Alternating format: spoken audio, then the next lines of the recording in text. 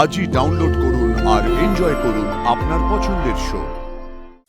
ঈশান সাহেব, এভাবে ভেঙে পড়লে হবে না। আমরা এত সহজে হার মানবো না।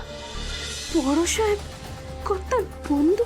ওর স্ত্রী ইন্দ্রাণী গাঙ্গুলি অনুশ্রীর মায়ের খুব প্রিয় বন্ধু ছিল। ইন্দ্রাণীকে সবাই ইন্দ্রাণী গাঙ্গুলি বলে জানে। আমি ওকে ডাকতাম ইন্দু বলে। ইন্দু আর রাজের বিয়েটা আমি নিজে হাতে দিই। আমাকে বড়দা বলে ডাকতো, ঠিক বড়দার মতোই ভালোবাসতো আমাকে। আমাদের চারজনের একটা সুখের সংসার ছিল জানো। সে সংসারে অর্থের অভাব ছিল, কিন্তু আনন্দের কোনো অভাব ছিল না। তারপর কি যেন একটা সব ওলট পালট হয়ে গেল কেমন করে।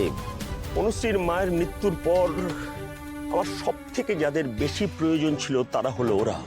ওরা তখন ওদের স্বপ্ন পূরণের জন্য এই গ্রাম ছেড়ে শহরে চলে গেল। জানো, রাজ একবার খুব অসুস্থ হয়েছিল। অনু ওকে নিজে হাতে সুস্থ করে তুলেছিল। স্বপ্ন পূরণ ওদের কাছে এত বড় হলো যে তারপর থেকে একদিনও ওরা এই গ্রামে পা পর্যন্ত দিল না। কর্তা, ওনাদের সাথে আপনার আর কোনো যোগাযোগ নেই? না, আমি যোগাযোগ রাখতে চাই না। আমি মৃত্যুর আগে পর্যন্ত ওদের মুখ দেখতে চাই না। ধরে না ওরা আমার কাছে মৃত।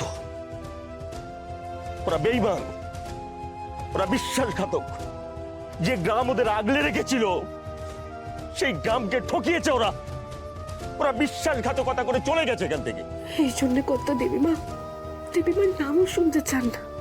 শহরে গিয়ে মানুষ পাল্টে যায় হাবলা, নিজের শেকড়টাকে ভুলে যায়, নিজের আখের গোছাতে ব্যস্ত হয়ে পড়ে।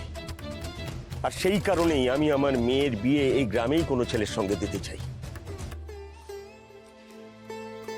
মেয়ের বিয়ে নিয়ে বাবার অনেক স্বপ্ন থাকে জানো। মেয়ের বিয়ে দিতে পারা বাবার কাছে একটা আনন্দের, খুশির। আর এই খুশি তুমি আমাকে উপহার দিয়েছো। আমি? তুমি যদি সেদিন অনুশ্রীকে ওইভাবে গুন্ডাদের হাত থেকে রক্ষা না করতে, তাহলে কি হতো কে জানে। আজ আমি সসম্মানে মেয়ের বিয়ে দিতে পারবো তোমার জন্য।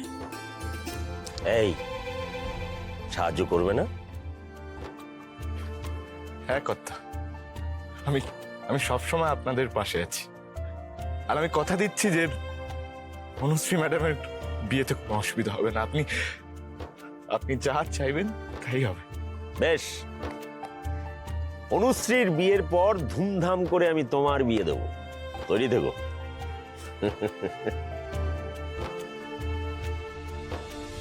আমি এই জীবনে অনুশ্রী ছাড়া আর কাউকে বিয়ে করার কথা ভাবতেই পারি না। ঈশান,